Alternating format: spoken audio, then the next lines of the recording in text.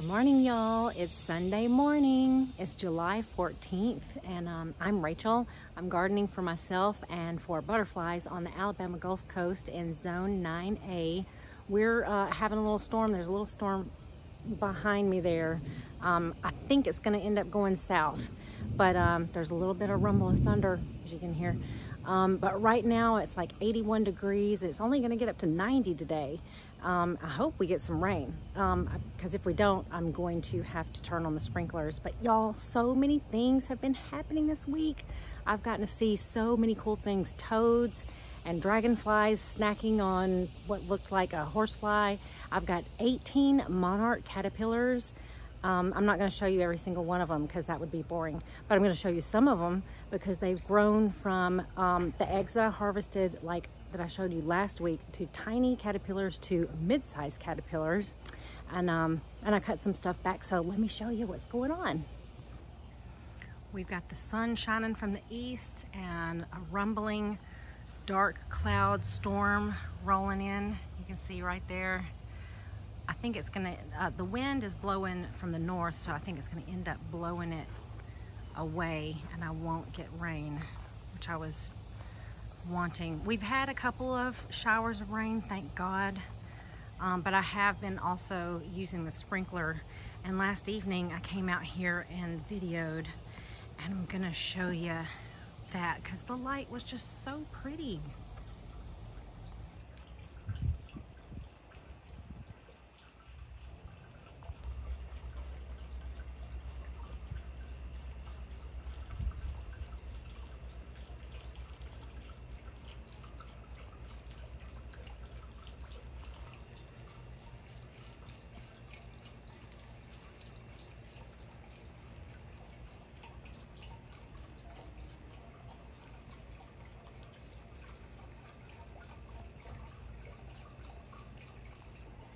It's 6:15 in the evening on Saturday, and I was just at the sink and just loving this kind of second wind that I've got going over here, because if you'll remember, before I had a giant black and blue salvia right here that was taking up all the space, and then the Amistad had just really overtaken this area too, so I cut it all back and it looked horrible and naked. But then I put this pot, these two pots with grasses right here. So I've got 3 different grasses right here. I've got this Everilla Carex down here, and then this is that blue, I can't remember what kind of blue something, and then this striped grass right here. It's just such fun amount of texture, and then these colors are what I can see from the and that's a volunteer zinnia right there, but I can see those from the window. I'm loving it so much. I've even got volunteer Gomphrena coming up, so these are looking fresh and cheerful, a new set of them. And then this wall right here, oh, I'm loving that wall of well, it's salvia in the back right here, and then it's just all together. Of course, all this stuff is in containers. You would not know it. Well, the salvia, let's see, some of that salvia is in the ground, but this right here, the diamond frost euphorbia, is in a container. So is this wishbone flower and the vinca, and the licorice plant has done such a neat thing right here. It's grown into, oh, I can hardly get through here, the petunias. No, not petunias. Maybe it is petunias. Yeah, it is. It's petunias right there. They're looking a little spent, but with the petunias and the pentas, color. And I can't get through here, but you know, wow. It's just been such a fun ride. I've been cutting some stuff back. There are a lot of naked little spots that I'll show you tomorrow. Man, that has been so fun. And a little surprise hydrangea. In the center, that Artemisia has done so well. It doesn't grow as tall as the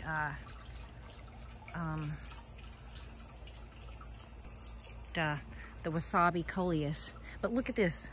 Look, licorice. Licorice all up in there. And here's what I'm saying. Needs more gomphrena. That's all. That is all. And that is all. More gomphrena.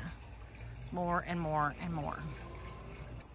Oh dear, I can't believe I just noticed this.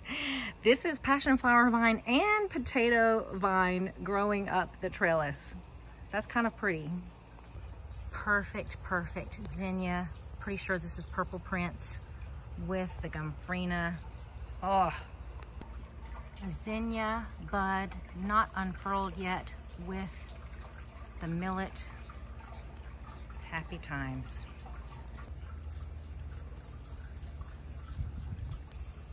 Yeah, it's still kind of a natural jungle. I can't walk through here. This was supposed to be a path, and yet I am enjoying it so much. Look how gorgeous these pinches are. They're just so shockingly beautiful. And there's licorice coming up through them. Yep. A tiny big mama. Oh my goodness, I don't know if these have always looked like this. They look double to me. These are the blue butterfly vine, and they look like they've got kind of like double petals. How cool is that? Maybe they always looked like that, but I don't remember them. I don't recall them being so fluffy. Like, look at that. That's just, it looks like 2 or 3 flowers together. Here's what's happening with my shampoo plant right now. I keep cutting things back to give this grass some space because I love it so much and I don't want to pot it up. But it looks like it's gonna make it, and I'll just stand back so you can see. There him is. Him's gonna thrive, I think. Aren't these orange zinnias such a happy accident? They look so pretty up against these burgundy leaves of the coleus. I think all the butterflies have gone to bed for the night because I haven't seen another one out here. But the zinnias are going crazy, but you know what else is going crazy? The passion flower vine. It is growing all over everything, and that is a wonderful thing because we want to have a jillion Gulf fritillaries, and the only way to have a jillion Gulf fritillaries is to have passion flower vine. So this whole area right here is just gonna become engulfed in it, and that's what we want, because come the end of August, the beginning of September, we want to have clouds of little orange Gulf fritillary butterflies chasing each other and enjoying life. Here's a lovely passion flower right here, passion flower vine flower. Even the little robin is getting covered up with passion vine. And look how gorgeous this cardinal basil turned out to be. This is a keeper. I'm going to grow this again and again and again. And it tastes good too. I've eaten it. And there's a butterfly. Oops. And that's tropical milkweed right there. I haven't bought any more tropical milkweed since I've learned the kind of controversy over it, but I have had it self-seed in my yard, so I have some of it. But most of my milkweed is this just yellow kind. My caterpillars have hatched out of their eggs, and you can see they're very tiny. I'm about to switch them over to a better, fresher set of leaves. There's one right there. You can see there are aphids on this thing too. I washed the aphids off of the milkweed that I just harvested, so I'm about to put them onto the new milkweed. You can see right here, I just tore a piece of leaf off that the caterpillar was on and put it on a fresh leaf, and it'll eventually switch over there and get on the new leaf. And then you can see this one was just on a tiny leaf, and I'm going to put it on top of another leaf. Look at this teeny tiny guy. You can see there's a little black thing right there. I think he just squirmed out of his skin and formed another instar. That's they'll do that 4 or 5 times. They just wriggle out of their skin so that they can grow bigger and bigger. Some of the seed pods have opened up, so I'm going to save these. I'm going to throw them out in the yard so I can have more and more milkweed. I'm checking to see which milkweed stalks need to be replaced and need to be refreshed. You can see this one is really limp and it's got 3 caterpillars on it, but it's just limp and not, I mean, I guess it's still edible, but I think they like fresher leaves. So I'm about to transfer these to a fresher stalk of milkweed. I am double and triple checking all of these leaves that I'm planning on tossing out, but what I'm going to do is I'm going to put them outside in the flower bed next to other milkweed in case I did miss any. But I've taken the ones off that I'm going to put on new ones. You can see right there. You can see that I've got my monarch caterpillars and my critter keeper, and I've just turned it on its side so it can hold everything in there. And there's one of them you can see from up top. I lost count of them. I don't know how many I have. I have between 10 and 15. Look, it's a late season treasure of an Emily Bronte rose. Also, this is a Gertrude Jekyll, and here's another bud right here. This is the one that's got the ant bed in it. It's shocking that it's still blooming. I've got a giant toad that lives in this flower bed right here because I've seen him come out several times onto the sidewalk. So we're in his neighborhood. And he just kind of popped out this morning while I was watering plants. I wish I could put my hand down there so you could see how big he is. He is a fatty.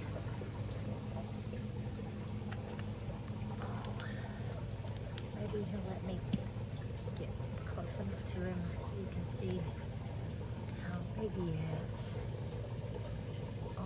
Oh. Anne-Marie, I think I have found the culprit. The thing that has been eating your dahlias. Look at this naughty guy. Naughty. Yep, here is the naughty, naughty culprit who's been eating the dahlias. Caught him mid-chomp. Yep, doesn't he look ashamed? I just watered him. This is the Duranta that I meant to show you last Sunday. So last year it was in a pot and it had grown about 4 or 5 feet tall, and I took it out and I planted it right here in the front bed, and then it froze all the way down to the ground. So I cut it down to the ground and now it's come back, and you can see it's about 1.5 feet tall. So I guess I'm just gonna keep them in pots. Oh yeah, and here's the plumeria that also froze down to the ground, and here it's coming back as such a surprise to me because this is a part that I had stuck in the ground. It had grown about 4 feet tall and then it froze down too. Some of the figs are ripe. Y'all, we're having figs tonight. Wow, it's gorgeous and it's so sweet and delicious. Oh, look at this dragonfly. What is it doing? Oh, it's eating something. Look at that. Oh.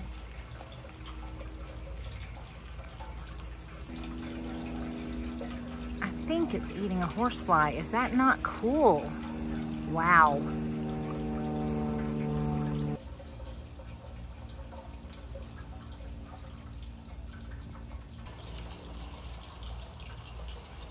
Wow. That is incredible.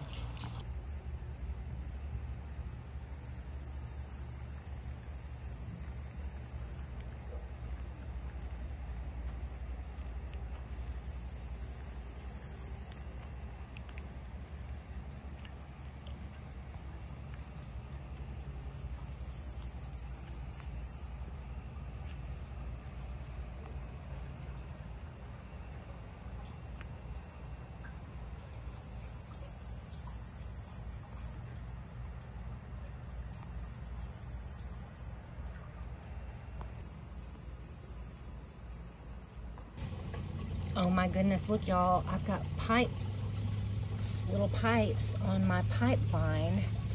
How darling is that? Wow, I did not expect that at all. And look how well this is growing. I had a vine growing on it and I had to pull it off, but I'm about to put it closer to the window so I can see it. I'm putting fresh milkweed in here, but if you can recall, they were very small, and now look how big these monarch caterpillars are. And they're at different rates of sizes because the eggs were probably, some were fresher than others, so some are days ahead of others, so you can see. But these were all harvested as eggs. I've found that collecting them as eggs on the milkweed is the best way to do it, because that way you can be ensured that pests, parasites have not already gotten to them. Look at this beauty of a monarch caterpillar. He's gotten so big, he's about an inch long. I ordered some little tags. I can't put them on these guys because they're gonna be butterflies before then, but I ordered some tags from monarchwatch.org, and if I happen to raise butterflies that are emerging in the middle of September, I'll be able to tag them, and we'll be able to, if anyone finds them, they'll be able to track how far they went. But I'm putting some more milkweed in my container right now. I think I've finally gotten a proper count of them, and I've got 18 monarch caterpillars in here. And they are gonna be so huge by the end of next week. Thank y'all so much for coming with me to see my garden and see some of the creatures that have been here. It's been so fun. I kind of felt like things were starting to go downhill, but you know what? If you cut things back, they will bounce back pretty quickly. I never expect that, and then there it goes, it happens. But God bless y'all. Y'all have a great week. I can't wait to see what's going on in your gardens and hear about it. And y'all, let's play outside. Talk to you later. Bye.